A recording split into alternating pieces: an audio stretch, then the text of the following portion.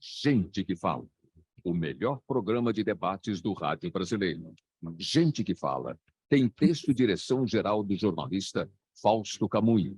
Gente que Fala reúne de segunda a sexta-feira formadores de opinião para discutir as principais notícias do dia. Gente que Fala tem o selo de qualidade APCOM.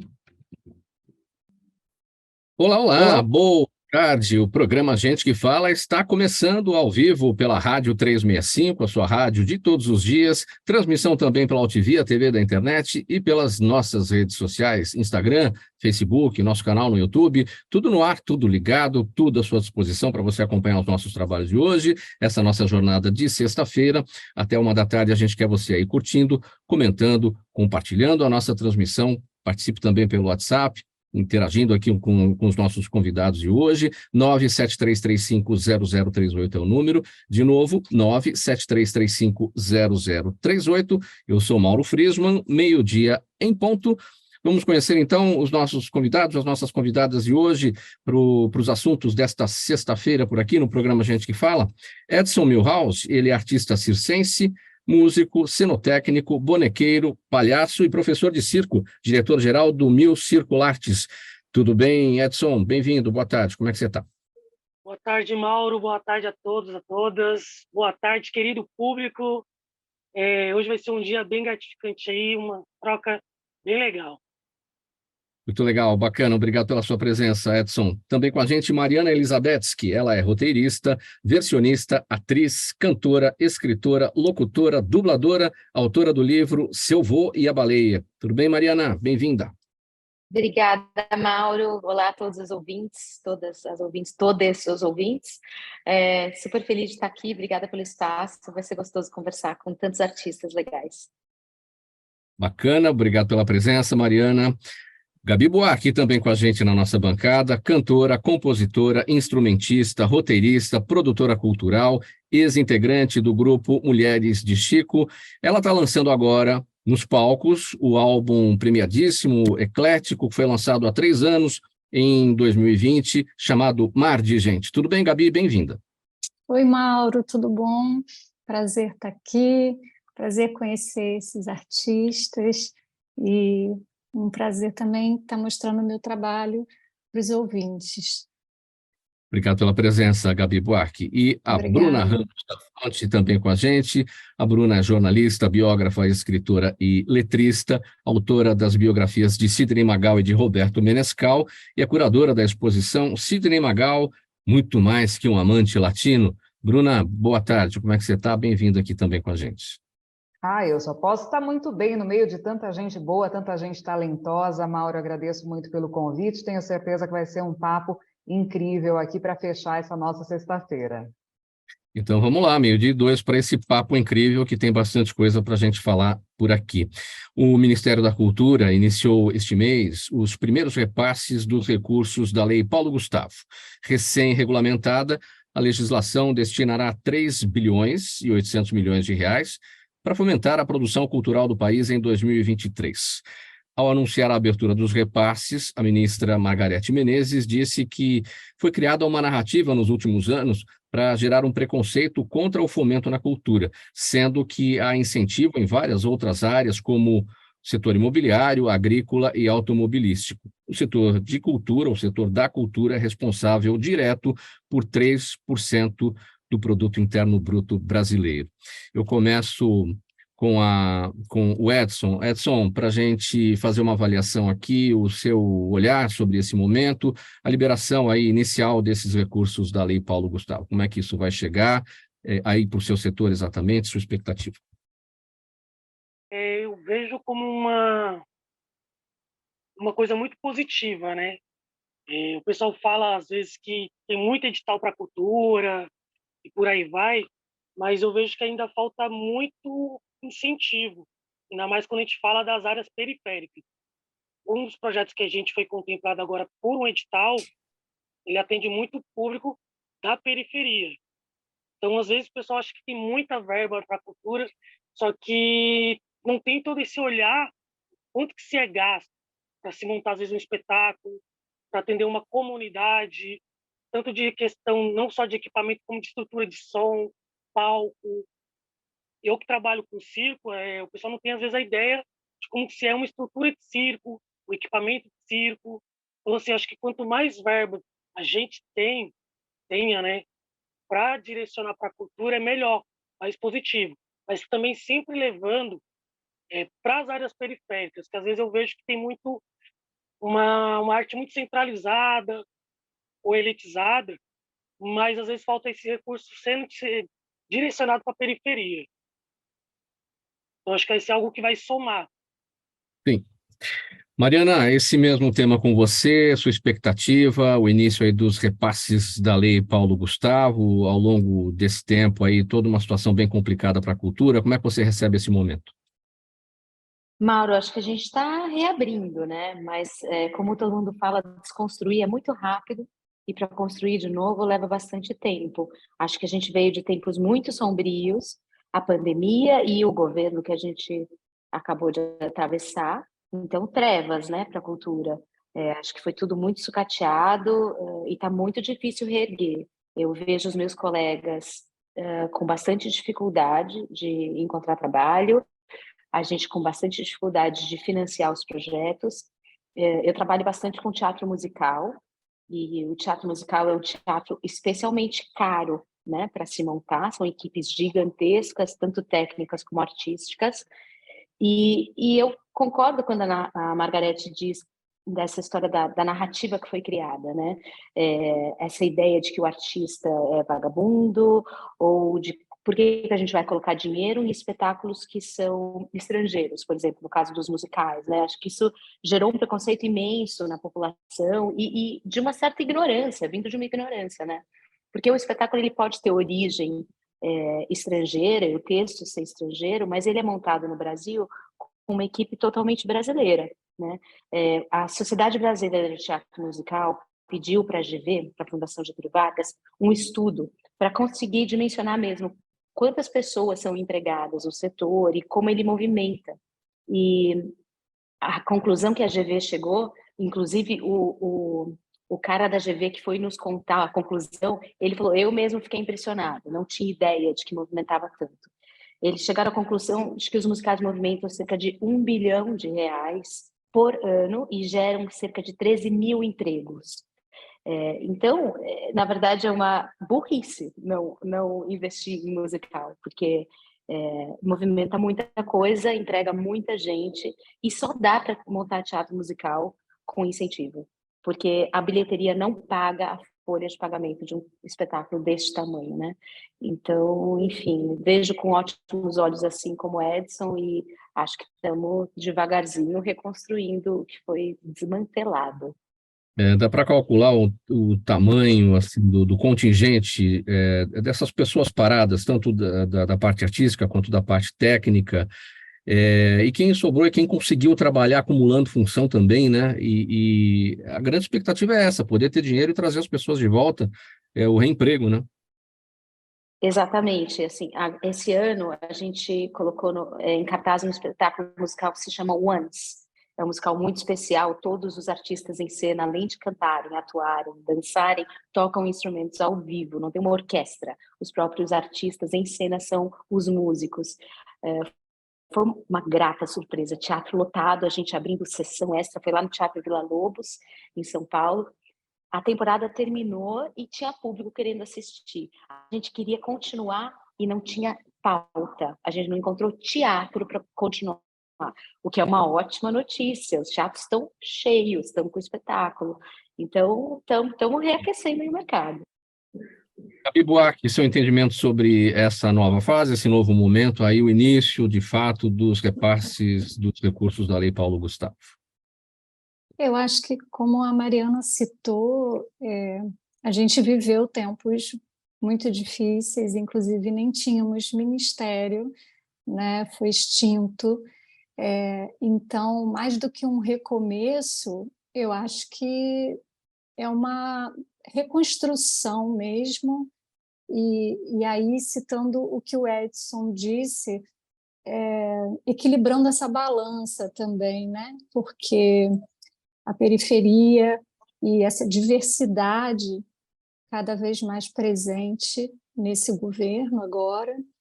E aí lembrei da fala do... Ai, meu Deus, agora, Silvio de Almeida, claro, que disse que ele vai lutar por um Brasil que nunca existiu, né? Então, incluindo aí indígenas, pretos, pretas e periferia, esse equilíbrio aí da balança. E enquanto artista independente, esses editais são fundamentais, né? E compreensível também que o governo das trevas que passou não quisesse investir, né? A música, o teatro, as artes, de um modo geral, fazem as pessoas pensarem, né? Isso é muito perigoso. E então se estimula muito um tipo de música e um tipo de entretenimento que faz as pessoas um pouco viciarem em ficar conectadas o tempo todo. E esse assunto me interessa muito, o quanto que essa rede pode ser saudável e o quanto que ela pode ser nociva, né? Porque as pessoas deixam de pensar e exercitar o ócio criativo mesmo, né? Então, que bom que agora a gente está tendo essa oportunidade de criar, né? Criar com incentivo. Bruna, como é que toda essa fase aí afetou o seu trabalho, a sua atividade e as expectativas agora com os repasses dos recursos da Lei Paulo Gustavo? Mauro, eu costumo dizer que para a cultura, quando está bom, já não é o ideal. Quando está ruim, não existe, né? Porque a gente, infelizmente, tem uma ideia de que a cultura ela é algo mediúnico, é algo que não requer estudo, que não requer desenvolvimento, trabalho, que não tem custo. É algo que o artista vai lá, sobe no palco e faz. As pessoas não imaginam tudo que está por trás, o número de pessoas envolvidas, né? Então, no ano passado, a gente teve o musical Sidney Magal Muito Mais Que o Amante Latino, né? Do qual eu fui autora, dramaturga, né?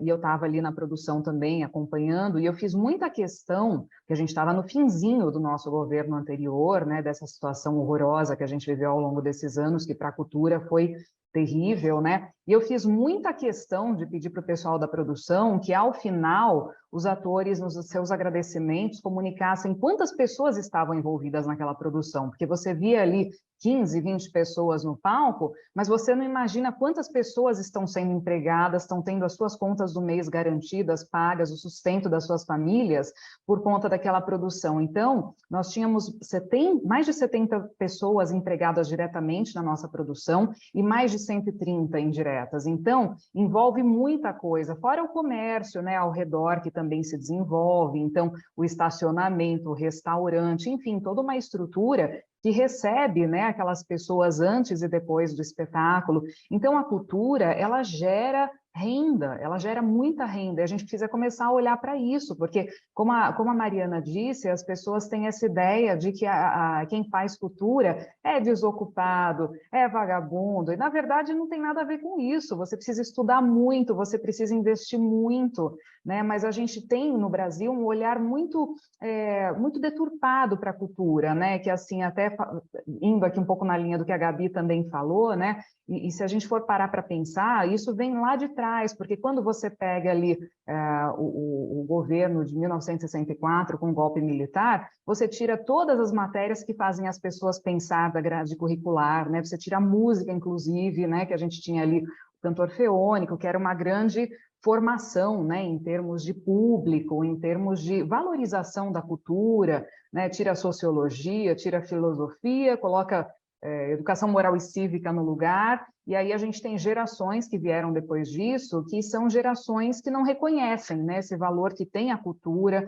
esse valor que tem as artes, que não dão o devido valor. Então, eu acho que a gente também tem muito esse papel de educar o público, né, de convidar o público a pensar o quanto que a arte, o quanto que a cultura ela é importante também nessa questão da geração de renda, da economia, né? Não é só entretenimento, não, também tem muita renda envolvida.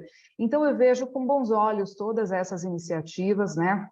Feliz pela volta aí do Ministério, da Lei Rouanet e tudo mais, mas tem muita fake news envolvida, você vê que direto vem uma notícia, fulano arrecadou não sei quantos milhões, ele não está ganhando sozinho, né? Ele está ganhando, às vezes, a menor parte daquilo, às vezes ele está pondo dinheiro do bolso para fazer aquilo acontecer.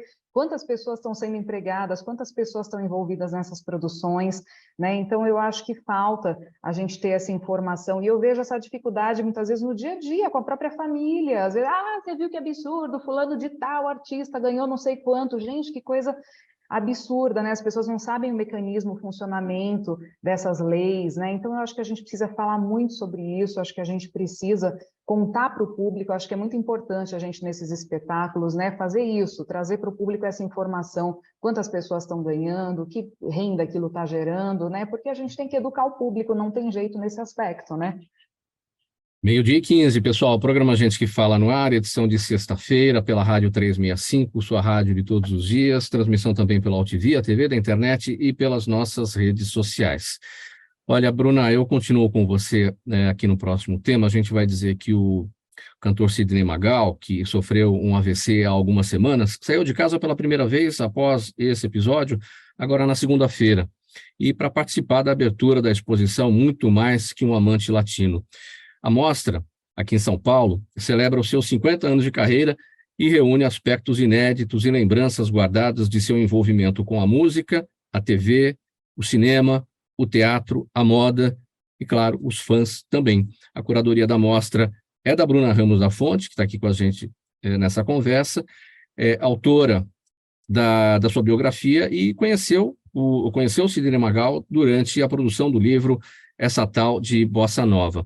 Bom, gente, primeiramente, a nossa força aqui, a nossa solidariedade ao Sidney Magal, por esse momento difícil que ele enfrentou e que, felizmente, ele já se recuperou. A gente manda aqui um abraço para ele.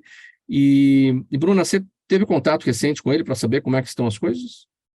Sim, nós estávamos juntos na segunda-feira, ele veio para a abertura da exposição, participamos desse evento lindíssimo, né? Que depois, claro, de tudo que ele passou, ganhou um tom até mais especial, né? De celebração à vida dele, à carreira, e foi exatamente no dia do aniversário dele a abertura, né? Porque quando a gente escolheu essa data lá atrás, foi justamente para dar de presente para ele, só que eu acho que toda vez que a gente passa por uma situação dessas, um susto desses que a vida dá, né? Essas comemorações, elas ganham um tom ainda mais profundo, né? Então, foi um momento muito bonito, de muita celebração, o Magal ficou muito emocionado, a gente teve também na segunda-feira o lançamento do selo comemorativo do Magal, né? Que os Correios decidiram lançar ali em comemoração a esse aniversário dele, essa parceria tão bonita, né? Então, e é isso, eu tenho 11 anos aí de parceria com o Sidney Magal, 15 anos com o Roberto Menescal, né, que também é meu biografado, e são trabalhos sempre que me emocionam muito, porque a gente vem mudando, né, ao longo desses últimos anos, o nosso conceito, a nossa visão sobre as biografias, porque antigamente só se biografava pessoas que já não estavam mais aqui, né? E hoje não, hoje a gente tem esse entendimento de que é preciso biografar a pessoa que está aqui, que está viva, e fazer exposição, fazer musical, para que a pessoa faça parte disso, para homenagear a pessoa, para homenagear o legado dela. Não basta a gente esperar ela não estar mais aqui para então começar a fazer as homenagens. Eu tenho falado muito sobre isso, eu acho que é uma coisa que vale não só para o meio artístico, mas para as nossas vidas. A gente não pode esperar as pessoas irem embora daqui para a gente fazer as homenagens, para a gente dizer o que a gente queria dizer, para a gente fazer as nossas demonstrações de carinho. Tem que fazer isso enquanto a pessoa está aqui, né? Então foi muito bonito, foi um evento lindo, uma celebração à vida e à carreira desse grande artista que é o Sidney Magal. Bruna, o que tem nessa mostra do Magal? A gente imagina, por exemplo, a questão dos figurinos. O Magal, que sempre foi um artista muito além do seu próprio tempo, nos anos 70, com aqueles figurinos, né, coloridos, cheios de brilho, enfim. Isso tudo está na mostra? Tudo isso. Na verdade, Mauro, a minha primeira formação, apesar de nunca ter trabalhado diretamente com isso, é design de moda, né? Eu sou graduada em design de moda. E eu sempre admirei muito o Magal, mesmo antes de começar a trabalhar com ele, pelos seus figurinos, né? Por ele ser um ícone de moda. E é realmente isso, porque ele chegou ali na década de 70, no meio de um governo militar super conservador, uma sociedade muito rígida, né? Propondo esse comportamento, esses figurinos, esse comportamento dele que é tão característico, né, do Magal, os seus gestos, as suas expressões, tudo isso muito inovador para a época, né? Então, quando veio essa ideia da gente fazer a exposição, de transformar o livro também em exposição, porque tudo parte do livro Muito Mais que um Amante Latino, né? Que é a biografia do Magal, que eu lancei em 2017. Eu tive essa ideia de usar os figurinos como fio condutor mesmo para contar essa história, né? Porque é um artista que ele transitou e transita por vários universos, então é o cinema, a televisão, a música, a moda, né? Então tudo isso contado a partir dos seus figurinos, e foi muito legal porque Magal ele guardou muito material ao longo do tempo, né? Então a gente tinha ali figurinos importantíssimos da capa do primeiro disco, da época da lambada, enfim, figurinos muito icônicos que a gente pôde usar nessa exposição,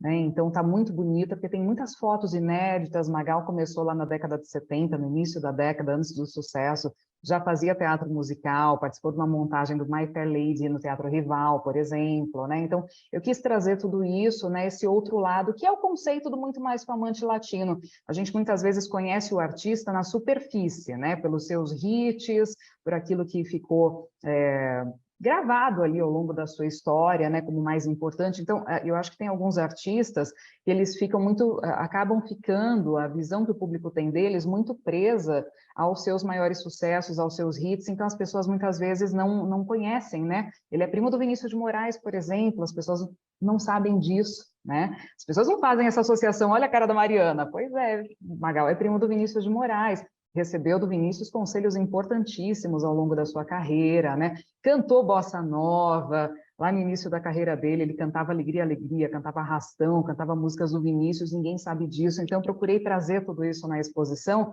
para mostrar além do óbvio, né? O artista além do óbvio, eu acho que isso é muito importante.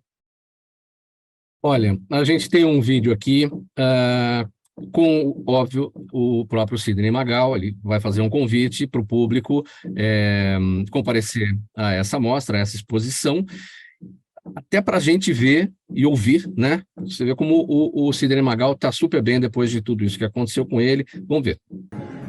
Olá, pessoal. Tô só sorriso e só alegria, porque estou aqui na exposição em minha homenagem, a exposição da vida de Sidney Magal, que vai ficar aqui nos Correios do centro de São Paulo até o final do mês de julho. Se Deus quiser, dá tempo de você vir para realmente constatar tudo aquilo que eu fiz em quase 60 anos de carreira. Vem para cá, eu vou ficar muito feliz. Legal, então todo mundo convidado. Centro Cultural Correios, São Paulo, na Praça Pedro Lessa, sem número, no centro da cidade, de segunda a sábado, né, Bruna? Das 10 da manhã às 5 da tarde, até 29 de julho, como disse aqui o próprio Sidney Magal. Melhor de tudo, entrada gratuita, né? Exatamente, super acessível, pertinho, fácil de chegar de metrô, né, de condução. Então, um lugar maravilhoso e um prédio super histórico, muito bonito, né, Mauro? Para a gente finalizar esse tópico, só para falar um pouquinho do seu outro biografado, o Roberto Menescal, que é essa tal de Bossa Nova. Não, perfeito. Olha só, eu conheci Roberto Menescal, comecei a trabalhar com ele no ano de 2008, quando a Bossa Nova estava fazendo 50 anos, né? Nesse ano ela está celebrando os seus 65 anos. E quando eu comecei a trabalhar com Menescal, porque eu venho de uma formação erudita, né? Eu fiz conservatório, estudei piano, violino, toquei em orquestra, né? Então, eu via que a literatura musical ficava muito restrita a esse meio dos estudiosos da música realmente, né? E foi ali no conservatório que eu comecei a ter essa vontade, essa motivação de escrever sobre música de uma maneira acessível ao jovem, né, que fosse ali interessante, e a gente tem que pensar que no Brasil a gente não tem um público leitor, essencialmente, né? Então comecei a escrever em forma de crônicas biográficas, livros que pudessem realmente interessar esse público mais jovem, para que esses conhecimentos pudessem chegar ali a um público que não tinha esse hábito da leitura, né? E em 2008 comecei a trabalhar com Menescal, nessa ideia de trazer histórias da Bossa Nova que ele tinha vivenciado, e também da MPB, porque foi um grande diretor artístico de gravadora, né? Descobriu muitos artistas importantes, então queria trazer todas essas histórias para um público mais jovem, e aí nós lançamos 2 livros em parceria, né? O Barquinho Vai, em 2010, que é mais focado na vida do Menescal, em 2012 pela Rocco, essa tal de Bossa Nova, que no ano passado recebeu uma edição revista ampliada lindíssima, né? De 10 anos de lançamento, e esses livros eles têm sido adotados, por exemplo, o Barquinho Vai foi adotado no passado pelo governo de São Paulo, está em todas as escolas, essa tal de Bossa Nova adotado pelas fábricas de cultura, justamente porque eu tenho essa intenção mesmo que esse conhecimento chegue ao jovem, né? Porque a Bossa Nova está aí com 65 anos, e se o jovem não conhecer, como é que ela se renova? Como é que o público se renova, né? Então eu venho fazendo esse trabalho, o Menescal também tem essa preocupação muito grande, né? E temos uma parceria muito boa, muito bonita, nós fazemos música juntos, né? Nós temos outros trabalhos, outros projetos, produzir audiovisual já sobre ele, com ele, né? Então, uma parceria muito bonita, e foi através, né, desse livro que eu conheci o Magal lá em 2012, porque o Menescal foi o cara que contratou o Magal para a gravadora, né? Então, eu liguei para o Magal para conferir algumas histórias, algumas coisas, e a gente fala um pouquinho, né, eu e ele, então, que era para ser 15 minutos de ligação, virou 2 horas ali, veio a ideia do livro, né? Então, um universo muito rico, muito bonito, e precisamos falar de Bossa Nova, né? Eu tenho respondido assim muitas entrevistas esse ano, que além dos 65 anos da Bossa Nova, também a gente teve agora os 90 anos do Carlos Lira, tem 110 do Vinícius, né? E o que me preocupa muito não é a Bossa Nova no mundo, é ela aqui no Brasil mesmo, porque às vezes você vira para um jovem aí de 15, 18, 20 anos e fala sobre Bossa Nova, fala sobre Tom Jobim, fala sobre João Gilberto, e ele nunca ouviu falar sobre aquilo, né? Então eu tenho feito esse trabalho no ano passado e percorri todas as fábricas de cultura aqui de São Paulo e região, né, do ABC, para justamente falar sobre isso, para trazer esse tema. E a gente precisa discutir a Bossa Nova, ela continua sendo nova, ela continua sendo jovem, e a gente precisa muito falar sobre isso, né? Então, até essa nova edição do meu livro, muito importante por conta disso, né? Está em todas as livrarias aqui, lançado pela Rocco, uma edição muito bonita, muito gostosa, muito fácil de ler, né? Textos mais curtinhos. Então é isso, precisamos falar sobre música de uma forma que seja acessível, né? Meio-dia 26. Pessoal, vamos seguir por aqui. Programa Gente que Fala, pela Rádio 365, sua rádio de todos os dias, OTV, TV da internet, também redes sociais. Muita cultura aqui nessa sexta-feira para a gente conversar. Passar agora aqui para o próximo assunto. Olha, a atriz, cantora, dubladora e roteirista Mariana Elizabeth, que lança amanhã aqui em São Paulo o livro infantil Seu Vô e a Baleia, que conta a história de como um garoto, filho e neto de pescadores, aprende a lidar com a morte de seu vô. Segundo a autora, a obra é um convite para as famílias falarem com as crianças sobre assuntos delicados como a perda, o luto, o vazio e a saudade. É o primeiro livro de Mariana que tem uma consagrada carreira como locutora e dubladora, e nos últimos anos tem se destacado por assinar as versões brasileiras de musicais como Escola do Rock, Billy Elliot, A Pequena Sereia e muitos outros. Mariana, então vamos falar aqui do livro, né? Seu Vô e a Baleia, deste livro infantil, que é no livro, o seu trabalho nessa área é o primeiro, né? Sim, é o primeiro livro, e foi curioso, porque quando eu comecei a escrever essa história, eu nem estava entendendo que formato ela estava saindo, porque ela não estava com cara de peça de teatro, que eu costumo escrever, não estava com cara de roteiro audiovisual. Falei, gente, isso aqui tá engraçado, tá esquisito, tá com cara de livro, mas eu nunca escrevi livro. E aí eu falei, bom, deixar rolar, né? Não vou travar aqui o fluxo criativo. E deixei a coisa aí, e ao final percebi ali que tinha saído um livro infantil. O difícil foi publicar, né, Mauro? Porque daí, autor estreante, mandei para um monte de editora, foi aquela luta. Para você ter uma ideia, eu escrevi esse livro tem 6 anos já. E aí, finalmente, a Martins Fontes abraçou o projeto e a gente lança ele amanhã. Estou super realizada, né? Depois de tanto tempo. Mas isso vem numa esteira da sua carreira, você é multiartista, enfim, isso não facilitou nesse momento de lançamento de um livro? Engraçado, né? Eu achei que fosse rolar mais fácil, né?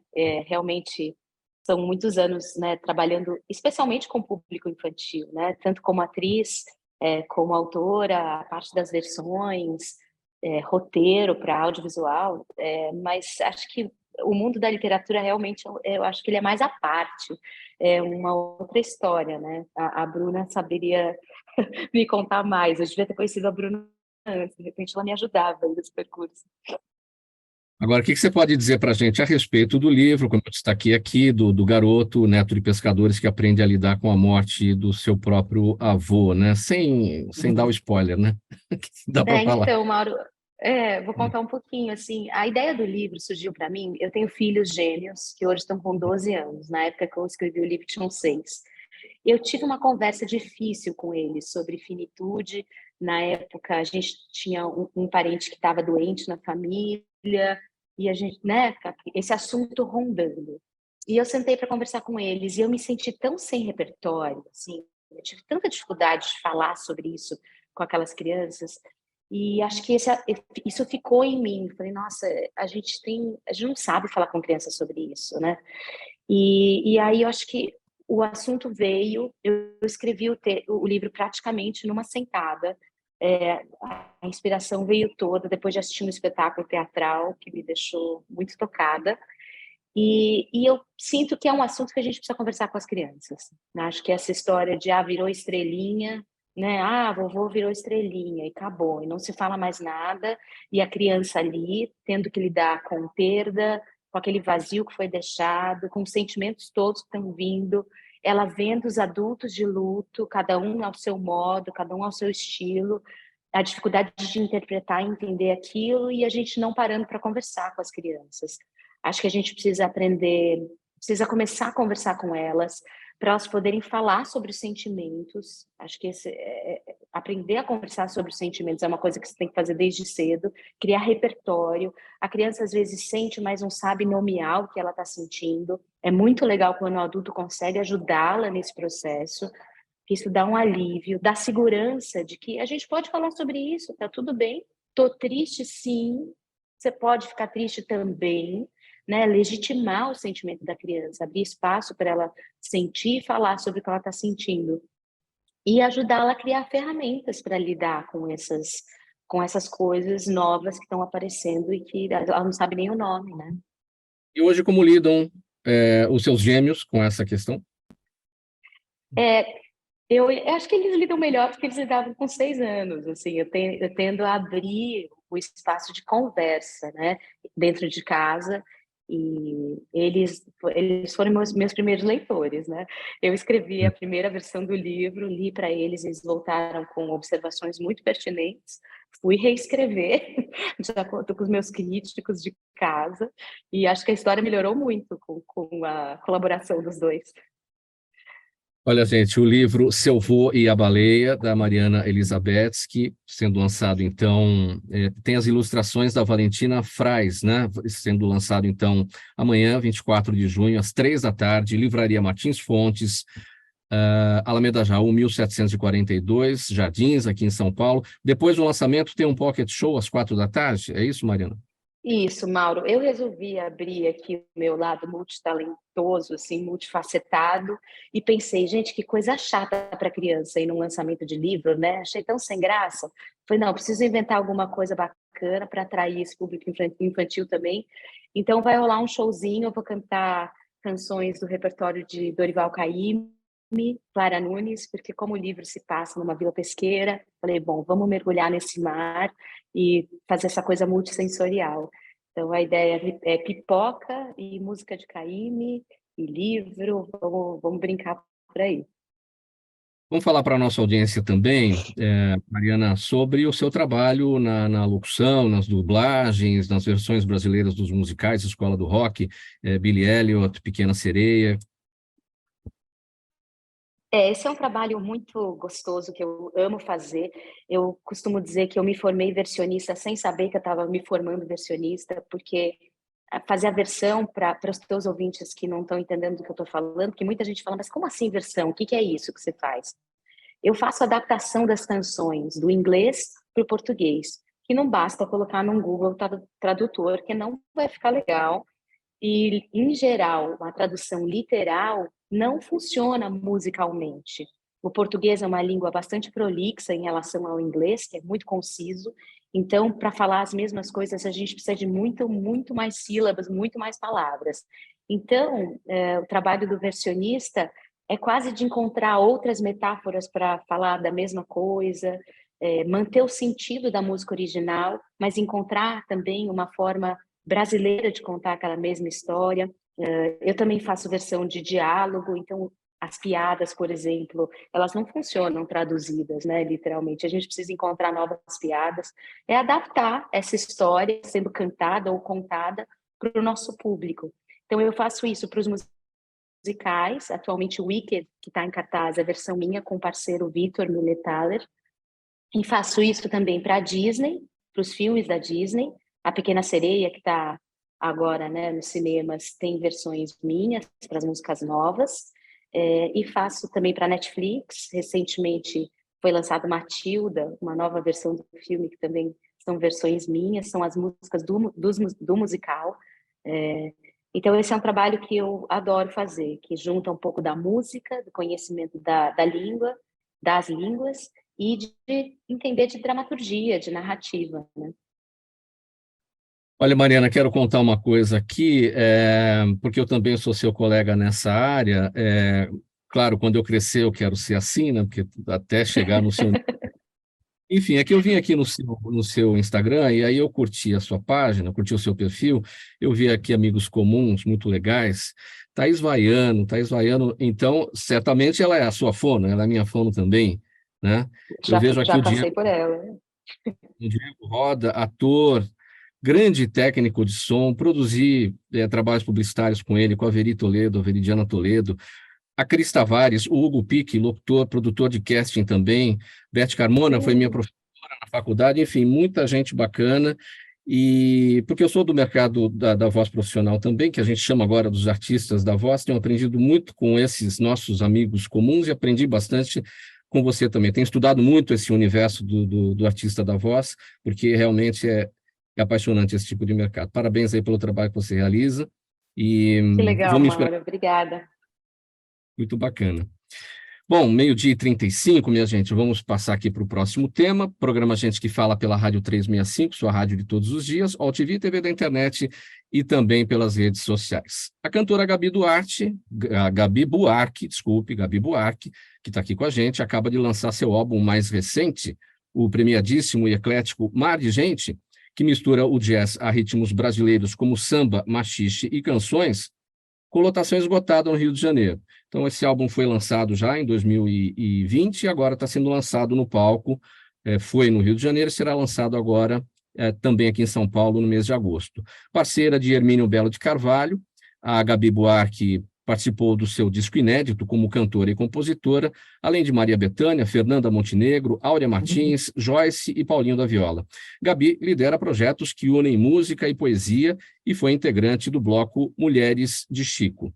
Gabi, por que 3 anos de espaço entre o lançamento de um disco, que hoje é premiadíssimo, comentadíssimo, e só agora que teve a oportunidade de vir para o palco?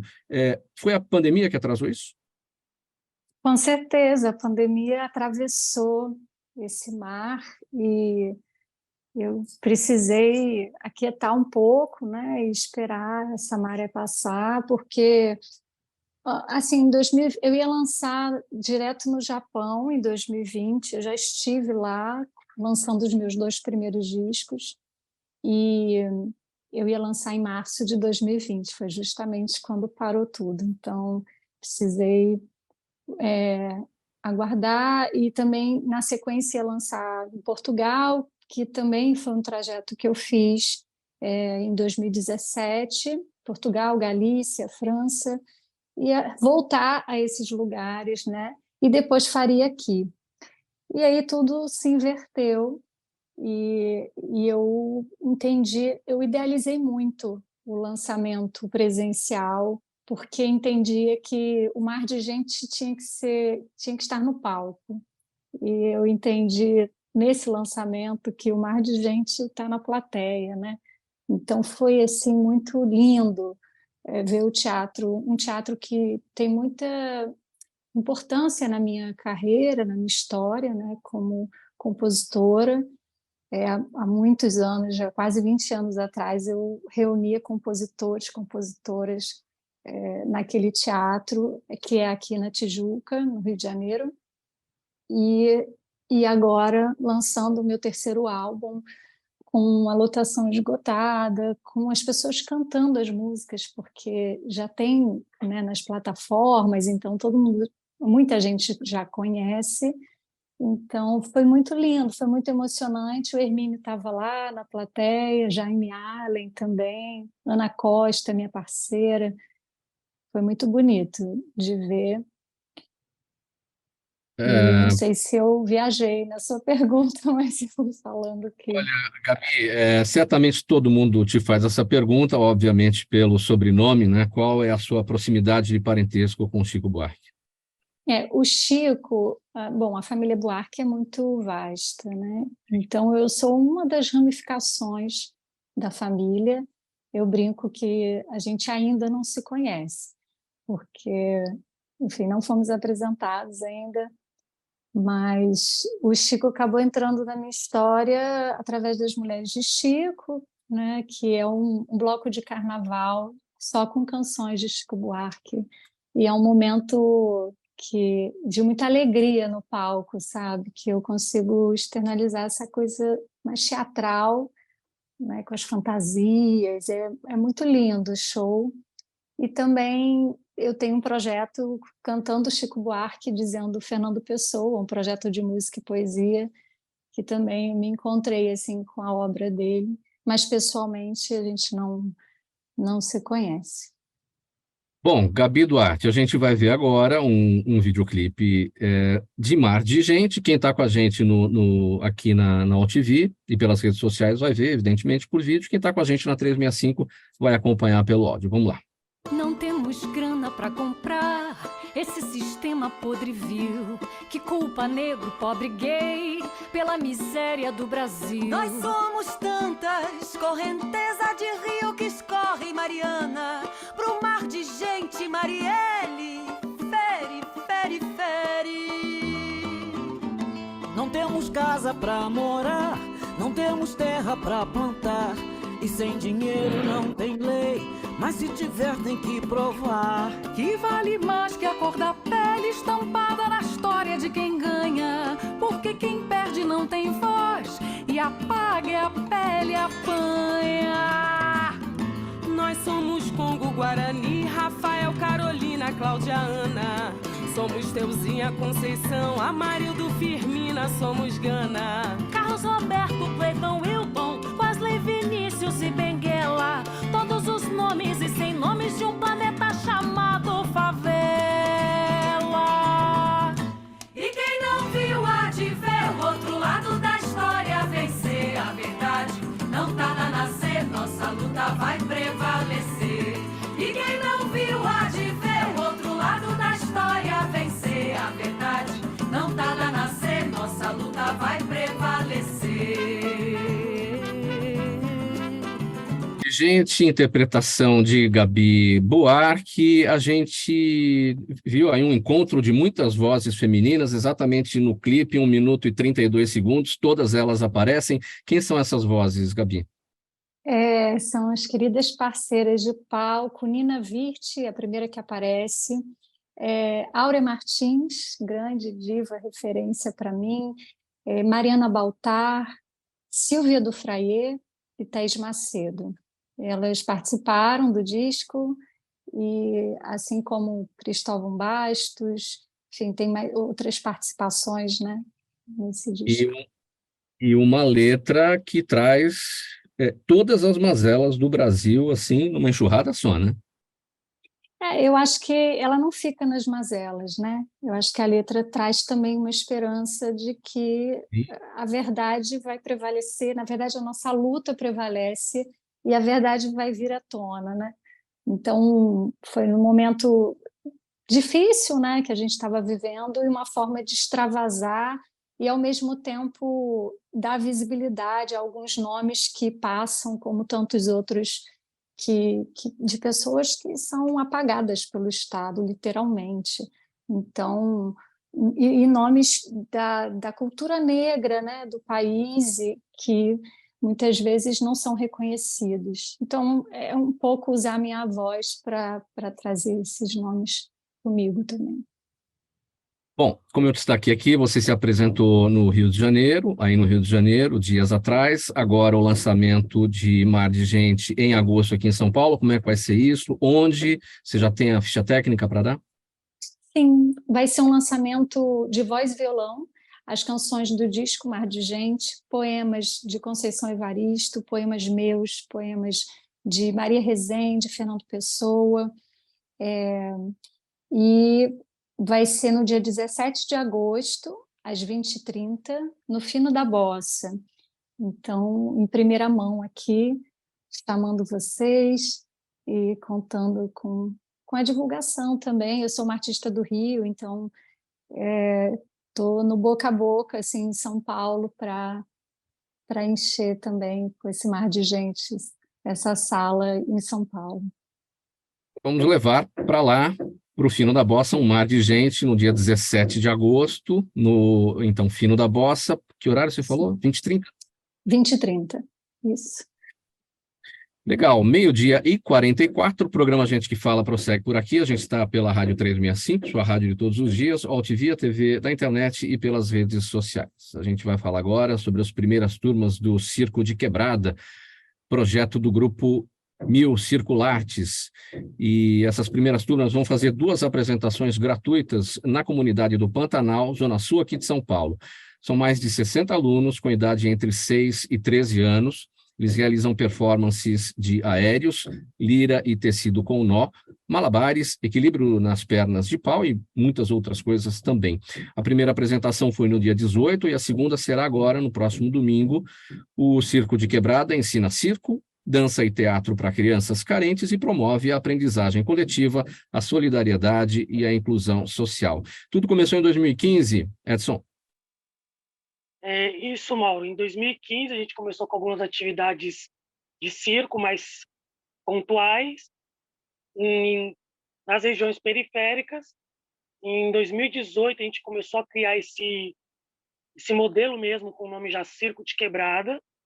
E o ano passado, a gente conseguiu ser contemplado pelo programa VAI, que é de valorização em iniciativas culturais, que é da Secretaria de Cultura de São Paulo.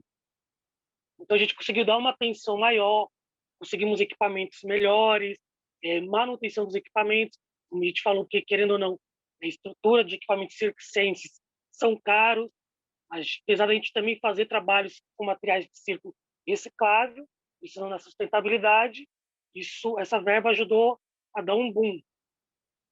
E, além dessas atividades de circo que eles tiveram, que foi o fixo durante esse período, eles tiveram que complementar um pouco aí foi as aulas de teatro e dança e Libras também, que é a língua brasileira de sinais, porque o grupo, além dessas atividades nas regiões periféricas, a gente também trabalha com outros projetos para surdos, ou pessoas com algumas deficiências físicas, e a gente sempre está promovendo essa questão da inclusão. O Edson, o que diz o público mais velho a respeito do circo? Aqueles que conheceram o circo, aqueles que assistiram a espetáculos e viram esse tipo de arte desaparecer, porque, enfim, não houve incentivo, os artistas estão aí, querem mostrar o seu trabalho, o público quer assistir, mas ficou tudo muito difícil para ser produzido. O que o público mais velho diz? O circo ele está perdendo muito, digamos, esse visual que a gente tinha muito em lona. A gente está tendo muito o circo mais fechado para galpão. No nosso caso, a gente montou um circo na nossa residência. Então, ele está perdendo um pouco esse caráter de lona devido à falta de estrutura, verba. Os técnicos mesmo de lona também está muito escasso, está se perdendo muito. Então, está uma dificuldade de encontrar pessoas com formações, né, que era passado também de gerações, para montar toda uma estrutura de lona, fora a burocracia que é para montar uma estrutura de lona, se manter, mas se perdendo um pouco assim, dessa questão, como eu posso dizer, mais de apresentação deles e assistir a apresentação, a gente está vendo que o acesso até para os mais velhos, ou para a garotada tipo, de 2 anos, é um público que a gente já atendeu de 2 anos até a terceira idade, eles estão tendo mais acesso de poder praticar uma aula circense hoje em dia. Conhecer e, nisso, superar os seus limites, medos, desafios, umas aulas de circo. Esse trabalho de vocês, mais do que levar a cultura para a periferia, é também estimular nessas crianças, né, que começam aí com 6 e vão até 13 anos, né? A vontade de se transformar e se formar, né, nessa área e ser um artista circense, não? sim, a princípio a gente até brinca, né? Ser artista por um dia. Porque acho que como todo mundo que teve um contato com a arte, às vezes a gente se sente ali que pode seguir em frente, né? Então, esse contato para alguns pode ser que seja algum trabalho. A gente tem alguns outros alunos de outros projetos que hoje trabalham com a gente, ou que já trabalharam em algum momento. Então, é uma porta de entrada também, né? Bom, aliás, são duas apresentações dessa turma, dessa galerinha aí, de 6 a 13 anos. A primeira já foi no final de semana passado, e agora no dia 25. O que é que vai rolar no dia 25? Edson? Travou o seu sinal, travou a sua conexão. Pode seguir. Tá, meu? Tá. Pode seguir. Nós vamos te ouvir. Esse espetáculo que eles vão apresentar é o Brincando de Circo, porque a gente também trabalha com brincar, né? Acho que o lúdico ele fica muito mais fixo na aprendizagem do que uma coisa muito séria. Então a gente tem um espetáculo que é Brincando de Circo, que vai baseando nas experiências que eles têm, na convivência do dia a dia deles, e nesse brincar que eles vão apresentar um pouco das 4 modalidades do circo, que a gente fala que é as acrobacias aéreas, acrobacia de solo, o equilibrismo, o malabarismo, e um pouco da palhaçaria aí.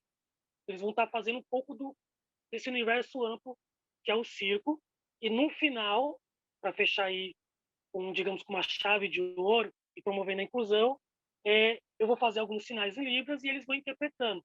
Então seria uma contação de história que eu vou fazendo com base no que eles aprenderam durante esse processo, e eles vão estar narrando essa contação.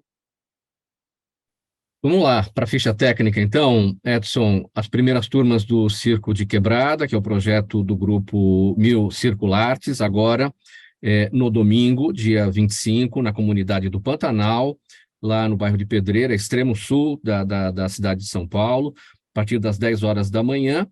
Apresentação para o público em geral na quadra poliesportiva, que fica perto do espaço cultural de vocês, né? O espaço fica na rua Maria Tereza 196, e a quadra onde tudo vai acontecer é na mesma rua, no número 136. São as informações que eu tenho aqui, é isso? Isso mesmo. E a apresentação gratuita, os ingressos vão poder ser retirados 30 minutos antes. E todo mundo, crianças, adultos, todo mundo convidados.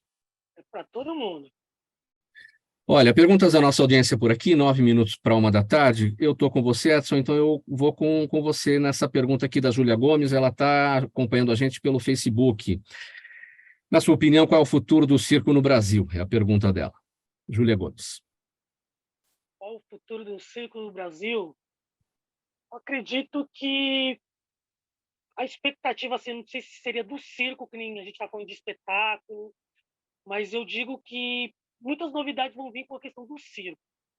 Eu digo porque a gente trabalha com a questão da inclusão. Então, estou tendo esse olhar mais da inclusão. Então, a gente está com alguns trabalhos com autistas, com surdos. Inclusive, a gente teve um trabalho aí muito forte na pandemia, que eu achei que não ia dar certo, que foi um projeto de circo e teatro para surdos e autista online. Então, a gente acabou pegando pessoal de fora de São Paulo, do Belém do Pará, interior de São Paulo. Eu acho que, pelo menos na minha visão, o circo está com uma grande perspectiva de ter um circo mais com artistas com alguma necessidade especial. Acho que sair um pouco desse formato que a gente tem e ter um novo olhar. Bruna, pergunta aqui do Jaime, do Jardim Bonfilholi, Zona Oeste aqui de São Paulo. Jaime, obrigado aqui por participar todos os dias com a gente. Olha que pergunta interessante a dele. Como é que é escrever uma biografia de alguém que não quer ser biografado e não quer colaborar com isso? Olha, Mauro, eu acho assim, no meu trabalho, eu só trabalho com pessoas que querem ser biografadas, que aceitam, né? Eu acho que a gente tem tantos personagens, tantas pessoas interessantes que a gente pode biografar, que vibram e que querem participar junto, que querem receber essa homenagem, que no meu trabalho não faz o menor sentido eu escrever sobre alguém que não quer, sabe? Porque eu acho que é um direito da pessoa também, não querer ter a sua vida exposta, né? Eu acho que a pessoa tem que estar muito preparada psicologicamente, emocionalmente, para ver a sua vida ali gravada num livro, né? Uma coisa muito séria. Nem todo mundo quer, tem gente assim que preza muito pela sua vida privada, que não quer compartilhar certas informações, não quer compartilhar certos acontecimentos da sua vida, eu acho que é um direito da pessoa. Então, eu, como biógrafa, eu não trabalho com quem não queira ser biografado, né? Até porque eu acho que essa colaboração da pessoa faz toda a diferença. Então, no meu trabalho, eu tenho como ponto de partida essa ideia da gente deixar registrado o ponto de vista daquela pessoa. Se a pessoa não quer participar, para mim não faz sentido. Então, eu não biografaria uma pessoa que não quer ser biografada. Eu já tive, assim, algumas abordagens e tudo mais, até editora, muitas vezes, né, vem com essa ideia, vamos fazer um projeto sobre isso, sobre aquilo. Recentemente me procuraram para fazer um trabalho sobre uma pessoa que a família não queria que fosse biografada. Eu falei, eu não faço, mesmo que a lei hoje permita, né, porque a gente teve essa mudança aí com a lei das biografias lá em meados de 2015, eu não vejo sentido, porque no meu trabalho ele é assim, ele é parceria. Tá lá junto com o Magal, tá junto com o Menescal, participando, contando suas histórias. Eu não vejo sentido criar esse climão, né, com uma pessoa que não quer. Eu acho que é um direito da pessoa, esse direito à privacidade. Então, para mim, não faz sentido. Legal, tá aí respondida. Então, a pergunta pela Bruna para você, Jaime, obrigado mais uma vez. Mariana, a Clarice Monteiro está no Instagram, quer saber qual é o segredo de Encanto, cuja trilha conseguiu um sucesso tão maior que a maioria dos outros filmes da Disney. Olha, eu tenho muito orgulho de ter feito parte desse projeto, que eu diria que talvez seja o filme mais colorido da Disney, né? A paleta de peles, eu acho que realmente demorou para a Disney colocar no ar, colocar nos seus filmes pessoas de todas as cores. Para mim, começa aí. E começa também, e vai também por toda a musicalidade latina que está no filme, né? Então, eu acho que mora aí. Agora, Lin-Manuel Miranda, que é o cara o gênio, né, que compôs essa trilha toda e outros filmes maravilhosos, ele é um cara excepcional, né? Eu sou muito fã, tive o grande privilégio de versionar já alguns trabalhos dele, Moana para Disney, Mary Poppins, O Retorno para Disney, Vivo, A Jornada de Vivo da Netflix, O Encanto. Tem alguns trabalhos dele que eu versionei já aqui no Brasil, e é de uma genialidade, assim, é de uma perfeição a composição dele. Eu costumo dizer que quanto mais bem escrita a música original, mais difícil é o meu trabalho. O Lin-Manuel me dá uma trabalheira, uma canseira, viu? Mas é muito legal, um desafio incrível. E, Gabi, o Eric Marques está no YouTube, ele disse que assistiu há alguns anos As Mulheres de Chico, em Cunha, a cidade do interior aqui de São Paulo, e até hoje o show não sai da cabeça dele, o Eric. Aí ele pergunta, a exigência do público e da crítica é maior para quem tem um sobrenome como o seu, Buarque? Isso é muito interessante, porque uma vez um amigo, numa turnê, falou assim, olha, eu acho que as pessoas vão no seu show, parte porque você é uma novidade aqui, sei lá, estava em Portugal, parte por causa do seu sobrenome. Agora, elas se surpreendem muito quando chegam e veem a qualidade do seu trabalho. Então, eu lembro que quando eu pensei no nome artístico, eu falei, ué, por que não, né? Usar o Buarque. Eu sou Buarque Araújo. E aí, de fato, o Buarque me abriu muitas portas.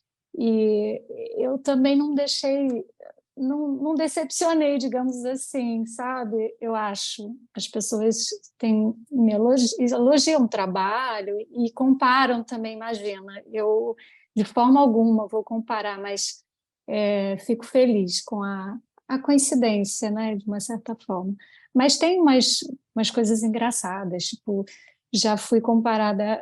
Bom, as pessoas me chamaram de mulher do Chico Buarque, filha, sobrinha. Já teve todo tipo de equívoco, assim, né, em entrevistas ao vivo.